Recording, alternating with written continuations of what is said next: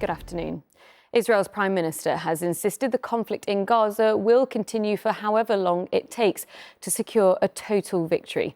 Overnight, US President Joe Biden said he had spoken to Benjamin Netanyahu and raised the critical need to protect civilians, but did not ask for a ceasefire. Anila Dami reports. Injured Palestinians were being rushed into Khan Yunis hospital last night following Israeli strikes in the southern Gaza Strip. At the Rafah border, Israeli airstrikes killed more than 90 Palestinians. Officials there say in 24 hours, over 200 people had been killed. As Israel's offensive against Hamas continues, the US president emphasized the critical need to protect civilians in a call with the Israeli Prime Minister, but said he did not ask for a ceasefire. Meanwhile, Benjamin Netanyahu held a cabinet meeting this morning in which he dismissed reports that the US had convinced Israel not to expand its military activity. And he said the war exacts a very heavy price, but they have no choice but to continue fighting. After the Israeli Defense Forces reported more than a dozen of their soldiers were killed in combat in the Gaza Strip over the weekend.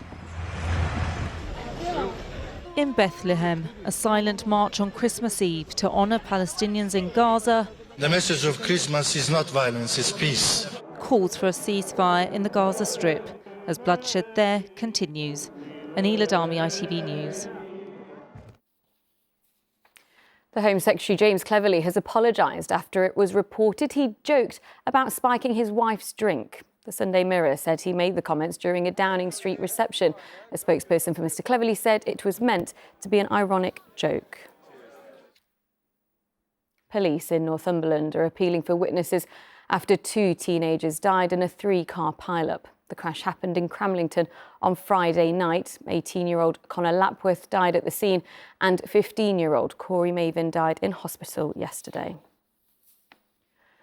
The Met Office has warned of potential Christmas travel disruption for millions of people taking to the roads today with strong winds forecast. The worst of the weather is due to hit Scotland and northern England. Meanwhile, on the trains, engineering works have affected services at 2 of the country's biggest stations. Well, Mahathir Pasha is outside one of them at King's Cross. Mahathir, what's the situation there?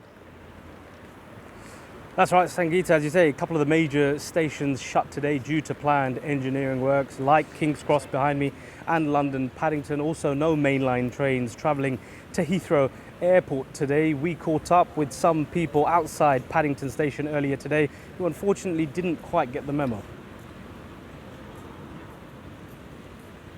Did you know Paddington Station was closed today? Oh, no. No? Is it closed? Do you know the station's closed? No.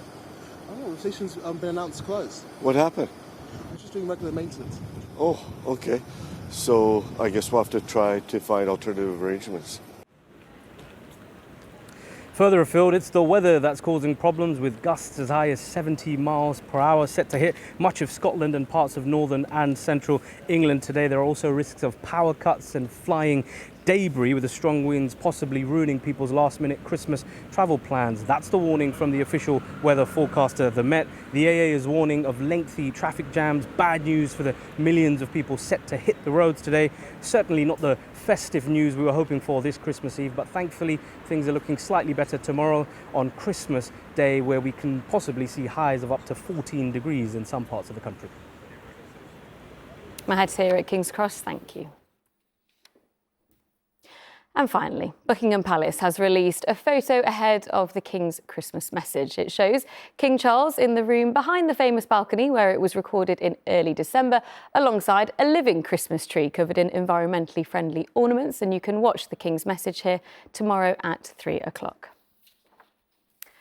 Well, that's all for now. Shihab Khan will be here at 4:20. Until then, enjoy your afternoon. Goodbye.